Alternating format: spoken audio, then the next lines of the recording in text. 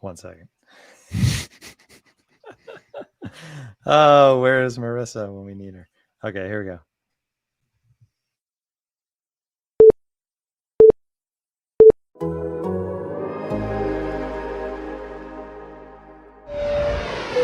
Ladies and gentlemen, welcome aboard the Athletics Can't Wait Jets podcast, your nonstop shop for all things Jets. Now here are your hosts, Tim McMaster and Connor Hughes. Listen safely. Can't wait.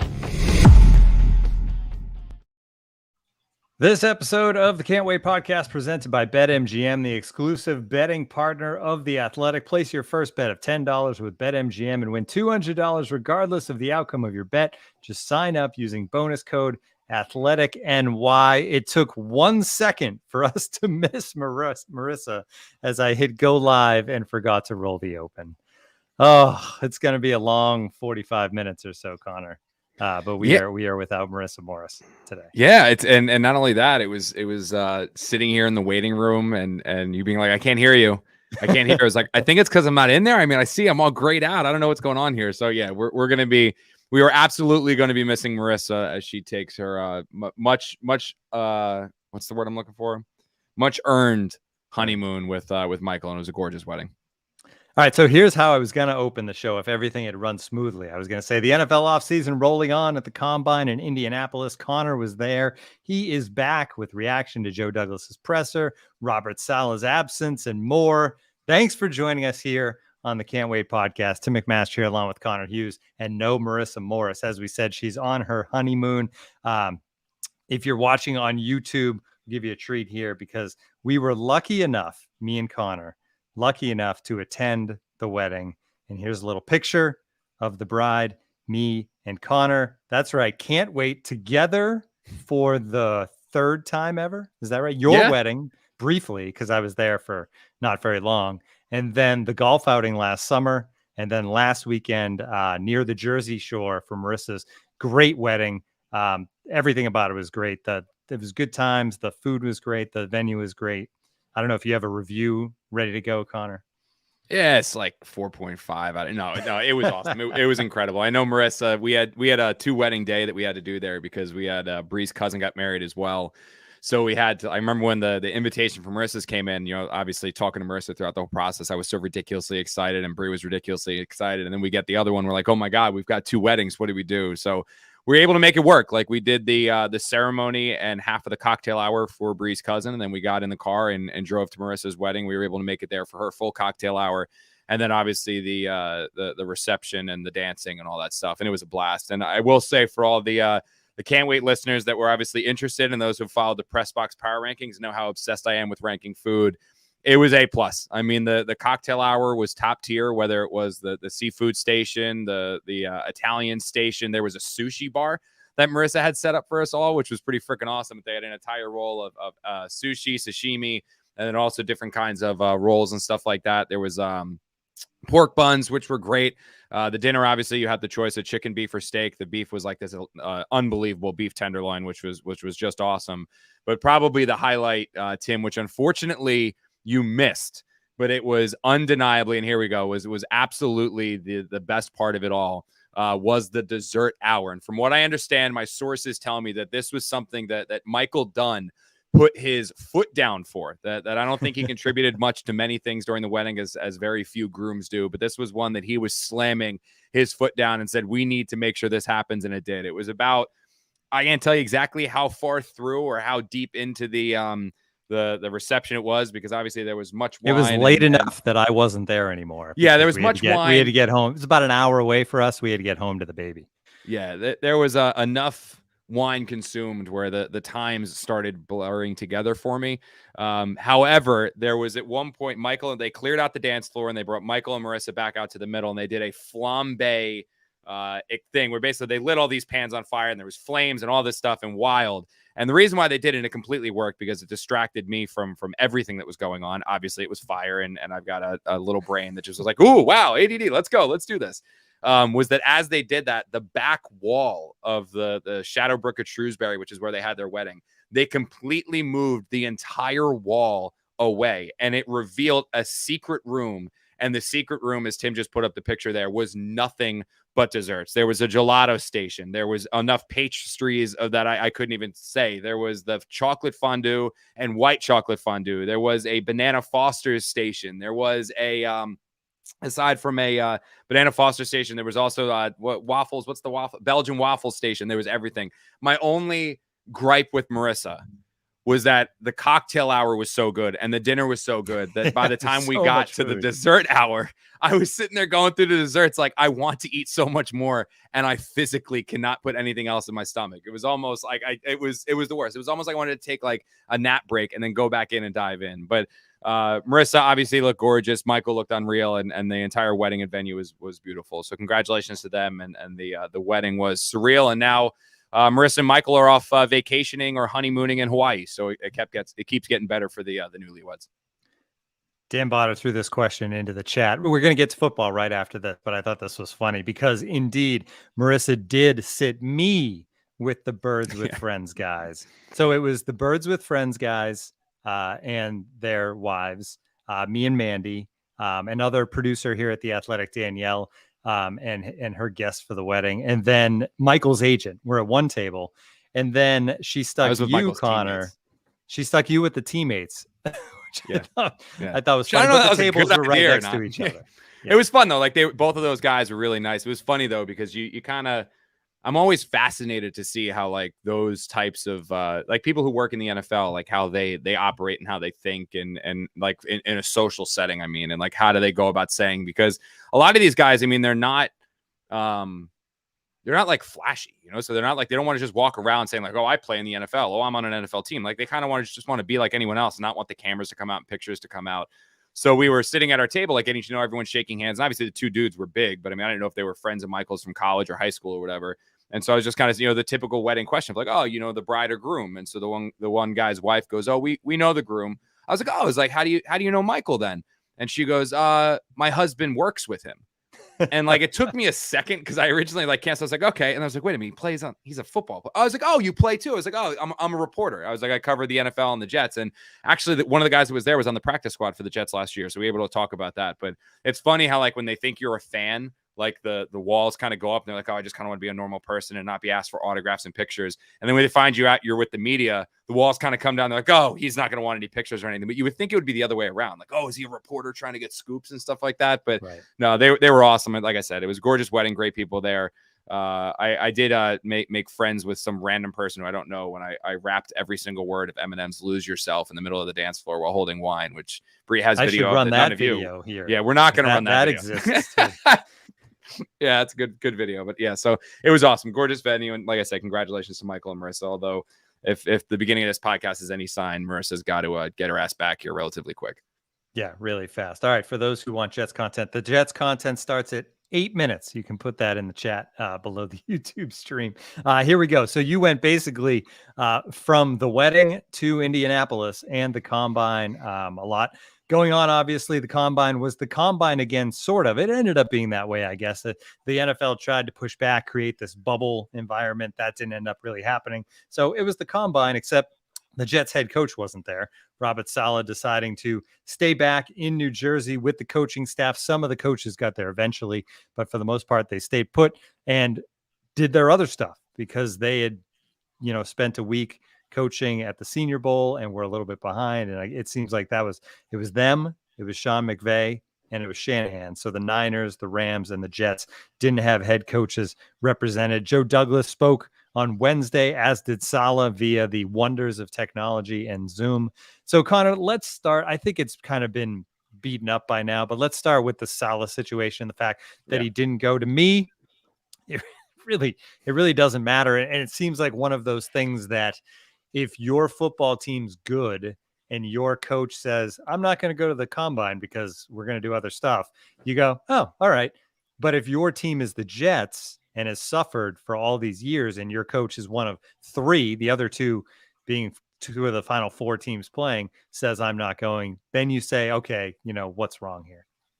Yeah. I mean, look, it was funny. That was, I'm not going to lie. That was everyone who's down there in Indy knows who I cover, you know what I mean? And enough of the sources that I have all know who I cover. So when I would go out and I went out to breakfast and dinner and got drinks with a handful of the people that I know throughout the league. And there was, I'm not denying, from other teams, like the jabs that were thrown, like, oh, what, coach is too good for the combine? Oh, what, coach is too, oh, there's no need for coach to be, oh, I guess the Jets have the draft figured out, huh? I mean, those were kind of like the little jabs that were thrown, which is, look, you understand it. You get it, because Sean McVay isn't here because he doesn't have a lot of draft picks. They haven't gone, but this is also a team that is almost every single year in the playoffs and coming off the Super Bowl. And the Rams when you just skip the draft now. They don't even bother. They've right? traded all their picks for the next 5 years. Yeah. And then with Shanahan, he obviously, he's another guy who's coming off an appearance in the NFC Championship game. And aside from the appearance in the NFC Championship game, Mike McDaniel leaving and so many of these other things have left a lot of holes in his coaching staff, where he's filling out his coaching staff right now, which he needs to do aside from going down to the NFL Combine. So you had Super Bowl champion, valid excuse, 49ers, valid excuse, then the 4-13 Jets. And you're like, which of these things does not belong? But it takes some serious Q&As to basically say F public opinion. Who cares what other people say about us? Who cares what other people think? We believe we're going to get more done being here. And that's the fact. The Jets don't give two shits what other teams in the league think. They don't care if they're going to throw jokes and jabs at the Jets about saying like, oh, why aren't they here? Or they have it figured out. They don't care. I mean, they believe that they're right, and they're held in their belief that they're right. And in the actuality of this whole thing, public perception was really the only negative of the Jets not coming, right? Because the Jets, the NFL Combine, there's two meaningful and valuable aspects of the NFL Combine. Number one is the fact that your medical team has a chance to evaluate and assess and look over every single one of these prospects. So if you're worried about how a player might have returned from an ACL, if you're worried about the structure of this person's this or this, the makeup of this person's that, you are able to really get a hands-on look at these prospects with your own medical team. I mean, that's massive. The other benefit at all is the interview process, that you can sit down and interview all of these guys. The on-field workouts, the 40-yard dash, the vertical, the value of them, or the value of that, is minor. It really is, especially in today's day and age, where half of these college kids play their games with GPS chips in their shoulder pads, which tell you exactly how fast they run, exactly how high they jump. And the actual film will tell you more than them moving around cones and things like that. But the NFL Network has managed to turn the NFL Combine into a spectacle. That's why these drills, which used to start at like 10 a.m., are now run in prime time. They've got a play-by-play color commentator, like 10 sideline reporters. It's become a spectacle, and the TV aspect of it is of far more value than the actual analyzation and on-field, breaking down of that film, which is why you saw, Tim, when this bubble was created, the coaches and GMs and scouts, they didn't give two shits that there was going to be a bubble. They didn't care that there was going to be no on-field workouts or on-field drills. They just wanted to be there to talk to these guys and work them through medicals. That's all they cared about. Then obviously the TV aspect of this stepped in, and they were like, no. We're going to do the on-field drills. We just sold a bunch on this. We make a lot of money off this. We're going to keep it. So Saleh, instead of attending there and having the late nights out at restaurants and stuff and all that and all those, was able to stay back in Florham Park, have all of his coaches stay back in Florham Park. They were able to spend all of the days when normally you're out, doing whatever on downtown Indianapolis. They were able to sit there and evaluate all of the film of the upcoming NFL draft picks, all of the film of the upcoming free agents, all of the film of themselves to self-scout. And they believe that what they did this week with all of their own self-review, their own self-critiquing, their own analyzation, they believe that they were able to get so much more out of that while Joe Douglas and his scouting staff were down there. Robert Saleh was still involved in all of the meetings that he wanted to be involved in because he tuned in virtually. Was there more value in being there in person? Sure. But the offset of being there in person, not being there in person, considering they also coached the Senior Bowl, outweighed the amount of film review that they were able to do and the grinding that they were able to do. So the Jets believe that they were right. The Jets believe that they got more out of this. And honestly, looking at it from that perspective, you're right. They probably did. Now, in my opinion, I probably would have just gone to the combine for the reason of like not wanting to add another punchline to somebody or not having someone else to say, oh, this is the Jets thinking they know. Like I would have just gone there and not cared. But it takes a special somebody and it takes a special coaching staff to just basically say middle fingers to the air. We don't care what 31 other teams think. We believe that we're making the right move. We believe this is the best for us, and you're going to see it eventually. So the Jets think they got more out of this week than anybody else. They think they progressed more this week than anybody else. And we'll see if that holds true. They could have done a lot of that video work in Indy too, I have to be honest. And they did. I'm with you. All right, real quick, because people are going to be on my ass about this. The Jets did send three positional coaches. Right. There. So three position. Ron Middleton went. Manning went for the defensive backs, and Aaron Whitecotton for the defensive line went. So Ron Middleton's going to be on the field working out the tight ends. Manning is going to be there working out the defensive backs, and Whitecotton's going to be there to work out the defensive line. So 3 of all of their positional coaches and assistant positional coaches, they were all down there. So it's not that no coaches went. 3 of their coaches did go, and they got there late though. Like I think I saw Middleton in the hallway of the JW and was bullshitting with him for a little bit. He showed up on like Tuesday, I think, or Wednesday. He showed up. Whitecotton was getting in there Friday, and I think Manning was the same thing, like right on Friday or Saturday. It's a good point about like the spectacle of the combine, because these guys all run their times, they get their times, but a lot of guys have their pro days where they do the same stuff. And it seems like the biggest news that came out of this from all the measurements and the stats was that Kenny Pickett has small hands apparently. And like, that's a thing that's just 8.5 inches instead of he had the smallest hands in the NFL. That's such an NFL. That's such a football guy. That's my favorite football guy thing that happens. Like there's such BS that goes around like with all, and it's all of us reporters do it. And it's like, that's what pisses me off, because it's all these, like sometimes reporters trying to be all football guys. Like first, everyone talks about the hand size. Like that's the first hot thing to say is everyone talks about the hand size. But then after talking about the hand size, everyone comes in to talk about how the hand size doesn't matter. And that's like the most football reporter thing to do. Like that. And I tweeted nothing about nobody's hand size. I'm going to stick to that for the rest of my life. Is that it's the football reporter thing to do is you tweet about the hand size and you follow up and you tweet about the hand size doesn't matter. It's so freaking dumb. Like it drives me nuts.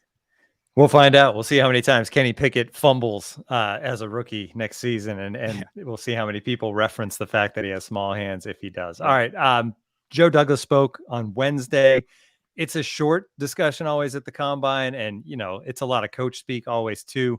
The one news thing that came out of it is that the Jets are going to sign Quinnen Williams, they're going to pick up his 5th-year option. Did anything that Joe Douglas stand out to you, Connor, other than the news about Quinnen Williams? And obviously that's interesting news in that obviously they like Quinnen Williams and they want him around for the 5th year, but they're not talking extension yet. 2 things. That was one. That was the only newsworthy thing that came out of this, which is normally expected. I mean, Joe's not Mike McCagnon bad with his media availabilities, but I mean, there was really no news. And picking up the 5th-year option is understandable. Not really engaging at the moment on. Okay, sorry, I saw something come across. Damn it, I'm kind of pissed that just came out now because that was going to be in my notebook. Well, I guess teams know now that the Giants are going to make James Bradberry available via trade, which unfortunately you were going to read on Monday in The Athletic. But now it's out there because Ian just reported it. Damn it. That's a bummer. I guess we'll talk about that in a little bit as well, because that was going to be one of the things that we talked about here that I thought was going to break a little news, but joys of waiting. Don't do it in the NFL. Okay. Yeah, seriously. So, damn, that's upsetting. Like, that's why I hate breaking news. Like, you know what I mean? Like, you're like I don't know how I have no idea how Jay Glazer does this. Because Jay Glazer gets so much juicy, unbelievable nuggets that I would be losing sleep over. And he just holds it until Sunday and then just drops it. And it's like no one else. It's amazing what that guy's able to do. It really is. But anyway, so the Quinnen Williams thing is not all that it's not all that newsworthy. It's not all that noteworthy, because they were going to pick up the 5th-year option, and they're not willing to sign him to a $20 million, $25 million contract extension yet, because they need to see more from him. Quinnen Williams, I think, has shown that he's a good player. 7 sacks 2 years ago, 6 sacks this year, did some of it hurt. He's a good player. He's a good player. He's flashed signs of being great, but he hasn't shown he can consistently be great yet. So the Jets aren't going to give him $20 million, $25 million, $26 million annually until they see and know that he is a DeForest Buckner level player, that he's an Aaron Donald level player. He hasn't shown that yet. They hope that he did. But picking up the 5th-year option was absolutely going to happen, because he's still a good player and you don't want to let him go. The other thing that came out to me, or the other thing that was surprising to me and came out to me out of Joe Douglas, is that there was a point last year that with the way the Jets season was going, I felt like they were going to be overly aggressive in free agency, that Douglas was going to get desperate, and no one spends like a desperate general manager. And the thing that I can point to directly is Dave Gettleman last year. General managers suddenly get a little nervous about the lack of wins. They feel a little pressure from ownership. They're looking for the quick fix, quick turnaround. And with that quick fix, quick turnaround, they turn to free agency to do it. And that's where you see teams give out dumb money like the Giants did to Kenny Galladay. You see them give out dumb money like the Giants did to Adoree Jackson. You see general manager give out dumb money like Mike McCagnon did to CJ Mosley, or dumb money like Mike McCagnon did to Le'Veon Bell. You see a general manager get crazy, get aggressive, more aggressive than he should, and he hands out the money and they sign it and all that stuff. When the Jets season was going the way that it was, I thought that was going to happen for the Jets this year, that there was going to be pressure from Woody Johnson, pressure to win 8-9 games next year, and Douglas was going to break his approach and go that route of sign, just bring in the guys, make the fans happy, make the ownership happy, and yeah, it might screw us in 2 or 3 years, but we'll get a bump this year, which will help me save my job. After listening to Douglas speak at the Combine, and maybe this is because the Jets had I'm not going to say strong finish, but they finished a little bit better than at one point it looked like it was going, whether it was competing against the Bucs, winning some games and finishing the way that they did. Not strong, but better than when I thought they were going to be like 2-15. It sounds like it's going to be business as usual in free agency, which is opportunistically aggressive in that second wave. You're not going to see him, I think, of Joe Douglas. I don't think you're going to see him give A-list money to the B-name big players just because they're big players and it'll steal headlines. It's going to be the same thing that he's been doing throughout the last couple of years. And the Jets will sign players. The Jets will add players, but it will be more Corey Davis's. It will be more Shaq Lawson or Carl Lawson's. I'm sorry. More Carl Lawson's, more Corey Davis's, less Le'Veon Bell's, less CJ Mosley's, less of those guys. And if you're looking for positions where I think the Jets will be aggressive in those positions that I think they're going to dive into to look towards free agency to plug those holes, I think you'll see tight end, interior offensive line, interior defensive line, and safety. Those are the areas where I think you'll see the Jets be very, very aggressive in free agency to go out there and sign and be very, very aggressive in free agency to go out there and get for a multitude of reasons. But I don't think you'll see wide receiver be a free agent. And we'll talk about Amari Cooper in a little bit. That's a different animal in and of itself. But I don't think you'll see them give insane money to J.C. Jackson. I don't think you'll see insane money elsewhere. I think you'll see them. Those are the positions where I think you'll see them turn to free agency to fill. Tight end, interior offensive line, interior defensive line, and safety will be the big ones. That Amari Cooper news coming down today. We're going to get to that right after this break. With the Super Bowl in the rear view, both basketball and hockey are starting to ramp up. And for many of us, there's no better way than to enjoy the games than by having some skin in the game, which is why BetMGM remains the exclusive betting partner of The Athletic. And as a fan of The Athletic, you can bet $10 to win $200 plus a free 1-year subscription or extension to your subscription with The Athletic when you bet with BetMGM using our promo code. Just sign up at BetMGM.com and use the promo code TheAthleticPod at checkout to take advantage of this special offer from the king of sportsbooks. Visit BetMGM.com for terms and conditions. 21 years of age or older to wager. Arizona, Colorado, Washington, D.C., Indiana, Iowa, Michigan, New Jersey, Nevada, Pennsylvania, Tennessee, Virginia, and West Virginia only. Excludes Michigan disassociated persons. Please gamble responsibly. Gambling problem? Call 1-800-NEXT-STEP in Arizona, 1-800-522-4700 in Colorado, Washington, D.C., Nevada, Wyoming, and Virginia, 1-800-270-7117 for confidential help in Michigan, 1-800-GAMBLER in Maryland, New Jersey, Pennsylvania, and West Virginia, 1-800-BETS-OFF in Iowa. Call or text the Tennessee Red Line 800-889-9789 in Tennessee or call 1-800-9-WITH-IT in Indiana. We've talked a lot about the fact that wide receivers, top flight wide receivers, are rarely available in free agency. The idea was if the Jets wanted to get one and not draft one and have to wait for the development, they'd probably have to go the trade route. And we've talked about that and Ridley and all of that stuff. But news from Adam Schefter broke it earlier today that the Cowboys expected to release Amari Cooper. He's due $20 million on March 20th. So they're expected to release him when the NFL year starts on March 16th. They are projected to be $21 million over the cap right now. So that's one big reason is to get under that cap. So suddenly you have that kind of player, Connor. So the question for you is, if you've done any digging today on it, would the Jets be interested in Amari Cooper?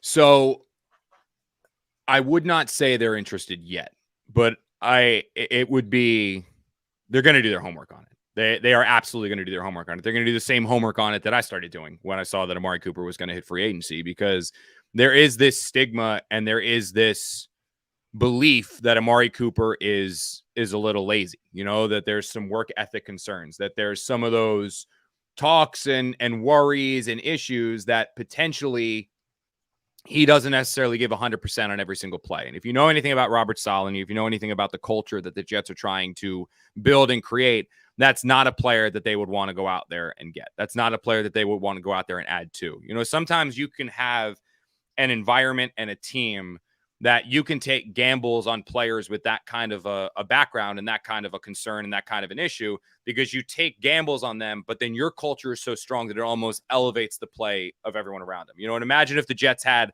like 22 CJ Mosleys, or they had a culture or an environment like the 49ers have built, or they had a culture and environment like the Patriots have built. The Patriots can go out there and add a player like Randy Moss, who has those issues and concerns about maybe not giving 100% all the time. But once he goes into a culture in a locker room that has Tom Brady and a head coach and Bill Belichick and some of those other strong vocal leaders that were on that defense and offense, they naturally elevate his play, where he doesn't get away with some of the things that he maybe was getting away with in Oakland, or he was getting away with in Minnesota, because it's that culture and that environment that elevates. You can't get away with those things. You know it. You don't regress to the mean. You elevate yourselves to the mean. I don't believe that the Jets have a locker room yet that with that locker room, they can add players with those backgrounds and have those players just immediately elevate. I have a feeling that if they add players like that, players with those reputations, those players will regress and the Jets won't elevate them. They'll get a little bit lower. And that's just because the Jets are still in the process of building this team and building this thing and creating this thing and elevating this thing to where eventually they want to be. Now on to Amari Cooper specifically. As a player, Omari Cooper is exactly what the Jets would want. He's exactly the type of player the Jets would go out there and pursue. He is a bona fide, no doubt, X-receiver. He makes Corey Davis better. He makes Elijah Moore better. He makes Zach Wilson better. He makes the offensive line better. He makes the running backs better.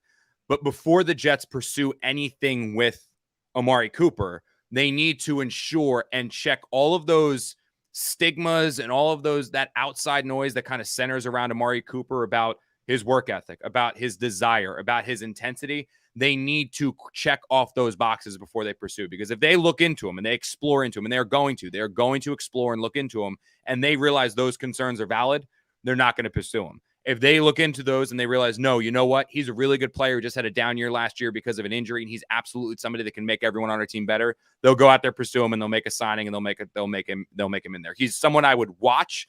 He's not somebody that I would say, no doubt, he's going to be a Jet. He's the perfect fit yet. I made some calls. I made some reach. I still have 2 text messages that I got to get back from people. The one that I heard was that from a high-ranking source is that his level of commitment has certainly been questioned. That makes me a little bit nervous. I reached out to somebody that I know in Dallas, and what I heard from them was that, look, he's a good guy. He just has a very laid-back persona and a laid-back personality, which makes people sometimes feel he doesn't give 100% all the time, or he isn't all the way on board all the time, that he is somebody that just like, he's just got a little bit of a laid back personality. And that's why you got to do all of your homework and all of your research before you go out there and potentially make that kind of addition, a much kind of a signing. But if Calvin Ridley isn't available via trade, which I've started to heard some rumblings about that the deal that the Falcons were hoping to get from him to move him isn't necessarily there. So their desire, or in their opinion, it makes more sense to keep him than to trade him. I would put Amari Cooper on my list above somebody like Mike Williams in free agency. I would put him above potentially going out and trading for anybody else that's out there. And that's why I think you'll see the Jets go out there and do their homework on it. But this right now is on the information gathering homework stage, is not necessarily on the pursuit thing. Because like I said, a lot of this, when you have a player with that kind of a reputation, which Amari Cooper does have, you need to, like I said, make sure that you are completely comfortable, because the Jets don't right now have a locker room that is going to get the best out of a player like that. They have the locker room in their early stage of this young rebuild where a player like that will regress as opposed to progress. You also wonder how much they might have to overpay, right? Because he was with Dak Prescott, proven quarterback, a Pro Bowl quarterback. Now you're asking him to come to a team with a very unproven quarterback. We don't know what Zach Wilson is yet, and to play for a team that won 4 games last year. So there might be an extra little tax worked in with that as far as free agent signings. All right, so staying in the free agent market, another area the Jets need help in, and there's plenty of them, obviously, but we've talked about cornerback and what's there in the draft versus free agency. So let's talk about that market in free agency. Is that the area where the Jets go get their corner? I don't know if the guys that we've talked about in the past will be available either. Mm-hmm. So the one that's the really hot name, and from what I've been told, he's going to hit free agency is JC Jackson, right? And we talked about him, Tim, on the show a while ago about if he hits free agency. This was just very early. Is that if he hits free agency, man, he'd be a good Jets target. Because the Jets want to get a corner that and I get ripped on this in the Athletic comment section all the time, is that they want a ball hawking corner. And what I mean by ball hawking corner is they want a corner that naturally finds himself around the football. That whether it's interceptions, whether it's forced fumbles, whether it's some guys are like it. Like there are just some players in the NFL that it is innate that they just find themselves around the football. And sometimes that means interceptions, sometimes that means forced fumbles, sometimes it's deflect. They just find a way that they find themselves around the football. And more times than not, they come away with interceptions. Some players do it. Some players don't. There's no metric for it. Some people can say it's luck, but the Jets genuinely believe that there are players out there that naturally find themselves around the football. They believe that that's what their defense is lacking, that they like Bryce Hall, they like Brandon Echols, they like Isaiah Dunn, but they think that cornerbacking unit is really lacking that type of a player. Well, J.C. Jackson is a guy that 3 years ago had 6 interceptions, 2 years ago had 9 interceptions, last year had 8 interceptions. I mean, the guy fits that bill entirely. So you think about it, if he's going to be in free agency, he's absolutely worth it, right? Give him the contract, sign him now, bring him aboard. I made some calls on Jackson, and I talked to some people about Jackson. I don't necessarily know, while the player fits, I don't necessarily know, and this is going to be on the story that's going to run Monday on The Athletic, I don't necessarily know if the person fits with J.C. Jackson. And I've heard some concerns, and they've been confirmed by other people, that this is a guy that really needs to be ridden 24/7. Like, he responds well to very, very, very, very, very harsh coaching. That's not necessarily Robert Saleh's style. I heard some concerns about J.C. Jackson, and this is from multiple people, that when he gets paid, and he will get paid in free agency, that they are worried that there is a chance that he gets complacent, that maybe he's not trying as hard. Maybe he's not working as hard. Maybe his performance drops. It's never going to drop to a point of, say, Tremaine Johnson, who basically like went into a complete shell, but that his motivation right now is that contract. And once he gets that contract, what's going to happen? He's going to stay motivated, or after he gets it, will he come back a little bit? There were also a lot of these same concerns with him and same concerns with his personality and stuff coming out of Maryland. Like there were issues with him coming out of college and red flags and concerns with him coming out of college. The Jets are not necessarily, again, in a position where they can swing and miss on a player like that. And if those concerns are justified, if the motivated by money, is he going to be the same player after we pay him? Is he going to get complacent? Is he going to regress to the mean? I don't necessarily know if that's somebody that the Jets are going to want to get themselves involved with. I really don't, because they're not really in a position where they can afford another Tremaine Johnson type experiment or another Tremaine Johnson-like experience. And if there is a chance of that happening, I tend to think they're going to veer elsewhere to find that corner. They're definitely going to go out there and get a corner this offseason. They're definitely going to do it. I just don't necessarily know if it's going to be J.C. Jackson. And a couple of the names that I think work really, really well, the one, if you want to go free agency-wise, is Stefan Gilmore. And I know he's a little bit older, but to me, Gilmore is the guy that can be, for the Jets, what Richard Sherman was for Robert Saleh and the San Francisco 49ers in 2018 and 2019. A veteran, a guy for people to look towards, a guy with his work ethic is unmatched. He is motivated by being the best possible player he can potentially be. He is around the football a lot and is a ball hawking corner. Is not that far removed from being defensive player of the year and is still a very, very good player, where he would be the leader, the motivator, the mentor that the Jets desperately want, and still the type of player that the Jets want. You get him, you add him to one side of the defense, you don't have to worry about it. The only thing I heard and the only issues I've heard about Stefan Gilmore is, one, will the Panthers let him go? And two, does he want to go play for a winner? If the Panthers don't let him go, well, the Jets can't sign him. If he wants to go play for a winner, the ceiling for the Jets next year, if they hit a home run this offseason, is that they're competing for the playoffs, right? Like they're in the playoff discussion in December. I don't know if Stefan Gilmore wants to get there, so the Jets maybe have to throw $3, $4, $5 million extra to make him say, you know what, yeah, well, the money's worth coming and playing for you. But Stefan Gilmore is one that makes a lot of sense. The other one, and it was just talked about by James Bradbury, or by Ian Rappaport, is James Bradbury. That he is somebody that I heard down, and this was kind of the talk going throughout Indianapolis, that he could potentially be available via trade. Dan Duggan, our Giants reporter, who got a shout out in the best man speech at Marissa's wedding, said it's some incredible reporting down there in Indianapolis, and found out that, you know, one of the things that the Giants could potentially expect and could potentially be looking for James Bradbury would be a 3rd round pick. We talked to Joe Douglas at the end of the regular season. He said that he's more than willing to trade draft assets for proven players. Bradbury was a Pro Bowl corner last year, had a little bit of a down year last year, still came away with 4 interceptions. The Jets were interested in him when he was a free agent in 2020 before Dave Gettleman gave him an absurd contract If they can get him for a 3rd round pick, potentially a 4th round pick where they have 2 selections in the 4th round, and they get him for just what's going to be a $13 million cap hit, and then he's done after the next year, I think he's a guy that makes a lot of sense. So I know JC Jackson's going to steal headlines. To me, that's a B-level player that's going to get A-plus money because of his name and the red flags and the concerns that are with him. I don't think he's a Jets target. I think Stefan Gilmore, James Bradbury, the 2 names that I would watch for the Jets and are the 2 names that I feel could really work for this team. All right, let's finish things up by talking about the draft and mainly the number 4 pick. Let's start at the top. We have plenty of time to talk about all these Jets picks. You had the first mock Jets draft up on The Athletic, I think 2 weeks ago. Check that out using, not your actual picks, Connor, but you basically dissected the picks that were made. But let's talk about number 4 and 2 specific players. One guy who nobody thought would be there at 4 a month ago, even, I would say, maybe a couple of months ago. Kayvon Thibodeaux, of course, from Oregon.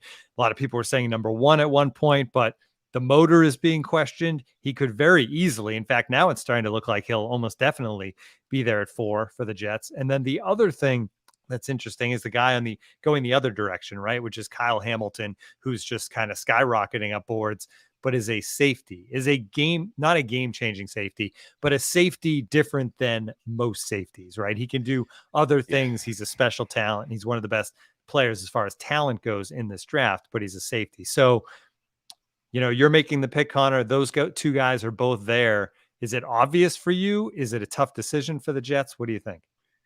I would be so surprised if the Jets drafted Kyle Hamilton. I mean, it would take some wild things happening with trades. It would take some wild things happening in free agency for them to even consider him. And I know people get angry and upset about this, but Saleh basically said it at the draft. And and if you read between the lines, he was saying it, and he wasn't calling Kyle Hamilton a unicorn. He was saying that in order for them to consider using a premium draft asset on a non-premium position, you need to have that unicorn player, that generational player, that player that, he might be a safety. He might be a running back. He might be a linebacker. But this is a guy who is going to be in the Pro Bowl every single year. This is a guy who's going to be a 5, 6, 7-time All-Pro. This is a player that you can imagine with his talent being an All-Pro type player.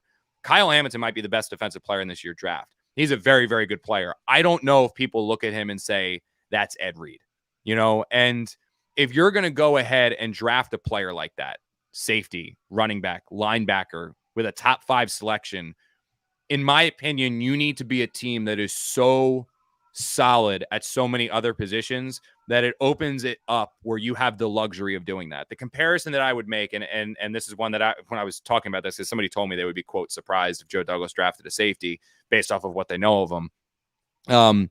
The comparison that was made to me, and they said, you look at it this way, and it's not safety, but it's another non-premium position as running back. When the Dallas Cowboys drafted Ezekiel Elliott, they were drafting top 5. 4, I believe, is where they officially selected him. They were drafting that high, not because they were a terrible team. They were drafting that high because the year before, that roster was ravaged by injuries. They lost Tony Romo. They lost a number of other players. And they were basically in a position where this was a team that won 12 games the year before that suddenly found themselves selecting 4th the next year because they were ravaged by injuries. When they were turning in their draft card with Ezekiel Elliott, they already had a great receiving core. They had a great offensive line. They had the quarterback. Their defense was good, that they had the luxury of saying, okay, not a premium position, but we can draft this player here because we are solid at so many other spots.